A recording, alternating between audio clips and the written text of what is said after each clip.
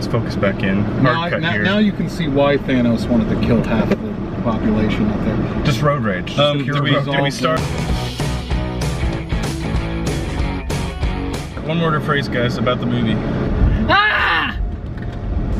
My one phrase is, it didn't completely annoy me, and it was almost kind of sad at the end. So high praise from Joel. Then turn right after It's the culmination you definitely expect it to be. Wow, didn't see all of that coming. I'm not gonna lie, I really liked this movie. In fact, it pretty much hit all of the high notes for me of what you expect a Marvel movie to be, while also still being somewhat new and refreshing, because, I mean, 19 movies in, you kind of get a feel for how these things go, and this one managed to feel a lot fresher than how, you know, some of the other ones have felt in the past. Well, we saw it in IMAX, which was the biggest thrill for me. I really enjoyed the cinematic experience of it, and there were multiple times throughout where I was like, man, I wish I could see a movie on the screen where that wasn't like 90% CGI. The comedy's fun, the action's fun, the drama is there, and hats off to Josh Brolin, who really brings Thanos to life as a complicated villain. I figured he won't be more of like the wahaha, I'm the bad guy in this movie, but you actually weirdly sympathize with him at times. The movie's really about his journey and his mission to collect all the stones, and they do a really good job of introducing him to us because we've only seen him in bits and pieces. It was cool to see a villain that you could kind of see the way why he thinks the way he does. It's not just, I'm bad because being bad is fun, and that's always stupid.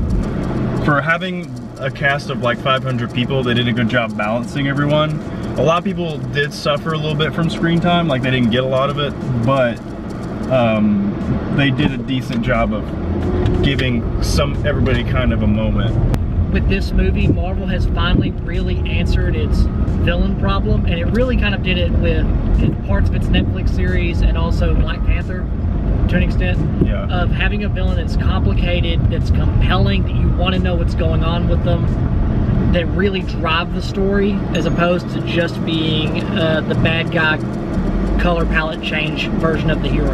I thought that the movie, while doing its best being balanced, there were definitely some tonal issues. I mean, when you mix the Guardians of the Galaxy with more serious characters and situations, there is a little bit of like there's a tonal shift so much when you have comedic characters like the Guardians of the Galaxy and then more serious characters, right? So that was kind of to be expected. It's kind of impossible to really, I mean, you're talking about a movie that is essentially mixing together how many different franchises? It's not even like the original Avengers where it's like we're putting 4 movies together. It's like we're mixing all of these together. This movie took a lot of risks and went a lot of places that most superhero movies aren't willing to go.